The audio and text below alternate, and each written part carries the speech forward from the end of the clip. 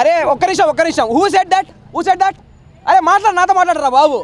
ఇట్రా నువ్వు ఇట్రా అన్న ఇట్రా రానియా నువ్వు రా ఇదే పని ఏంటన్నా నాకు ఫుడ్ పెట్టలేదండి. మనకి ఫుడ్ పెడతాను, నాకు ఫుడ్ పెడతాను భయ్యా.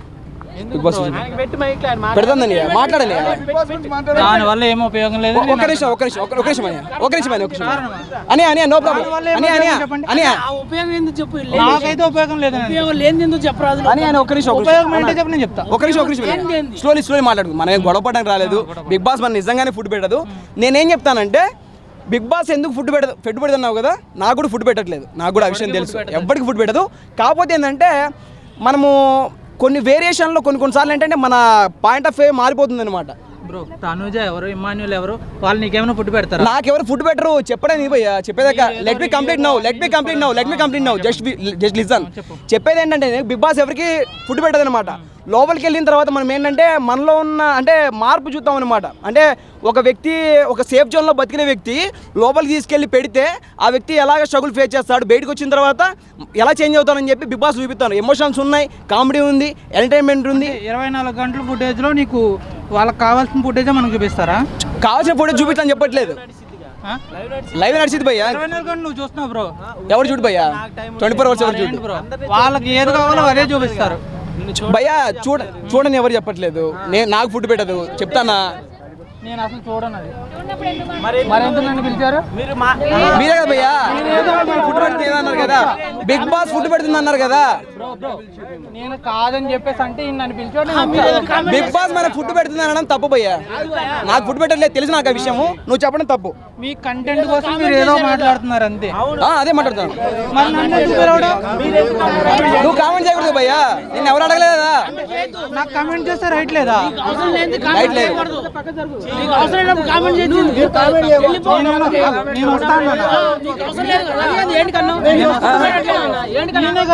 అన్న ఇందాకేమన్నా చెప్పు.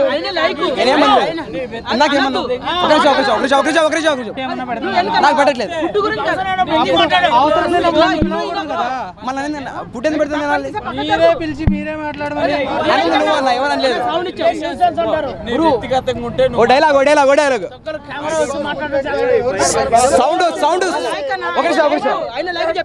సౌండ్ కంట్రోల్లో పెట్టుకో. సంజన గారు కొద్దిగా గేమింగ్ పరంగా డల్ ఉన్నారు కదా, కానీ సంజన గారిని అంటే ఆయన తీసేయలేం కాదు, మంచిగా ఆడేటోళ్ళని పెట్టచ్చు కదా అని చెప్పి అంతే. సుమన్ శెట్టి గారు ఉంటే మంచిగా ఉండే అనిపించింది. Okay fine. సంజన గారికి తనుజాకి పడింది అనుకో, లాస్ట్ కి సంజన గారికి తనుజ పడితే ఎవరు గెలుస్తారంట? మీ జనాలకి ఏం కావాలంటే కొట్టుకోండి, నరుక్కోండి, చంపుకోండి. జనాలకి ఏం కావాలంటే ఎంటర్టైన్మెంట్ కావాలి. మంచిగా చెప్తే జనాలు వినరు అనమాట. మీకు ఇదే కావాలి నాకు తెలుసు. సంజన గారికి ఆమెకి పడి జుట్టు పెట్టుకుంటారు, కొట్లాడతారు, హ్యాపీగా ఉంటారు జనాలు చూడడానికి. నీ ఇంటెన్షన్ అది నాకు తెలుసు ఆ విషయం.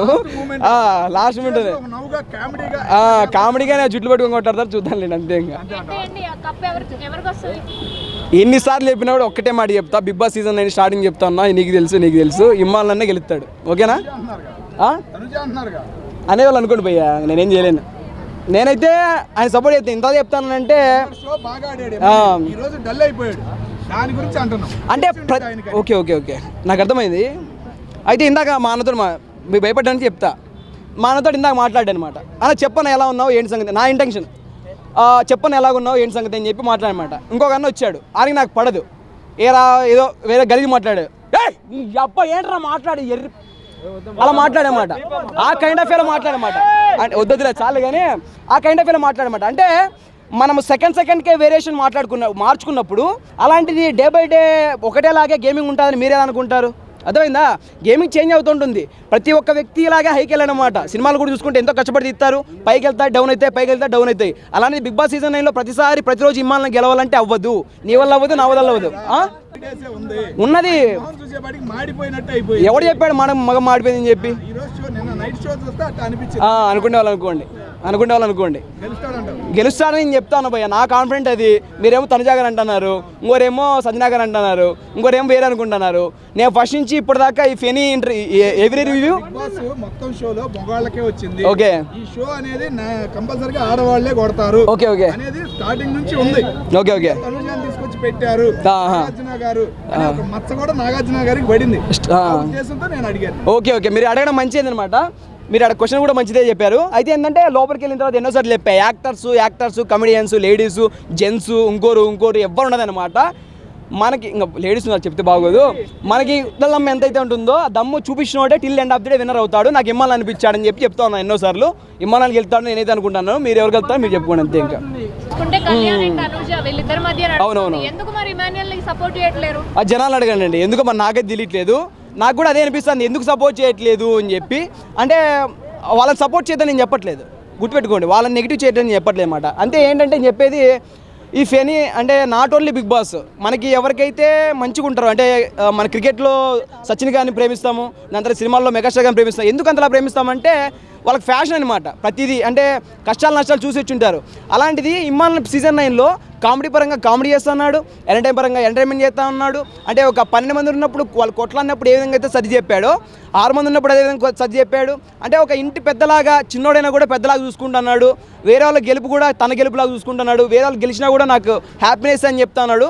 అలాంటి వ్యక్తిని గెలిపిక అలాంటి వ్యక్తి గెలిస్తే బిగ్ బాస్ సీజన్ 9 ఫైనల్ కంటెస్టెంట్లో 5 మంది ఎవరైతే ఉన్నారో వాళ్ళంతా గెలిచినట్టే కదా.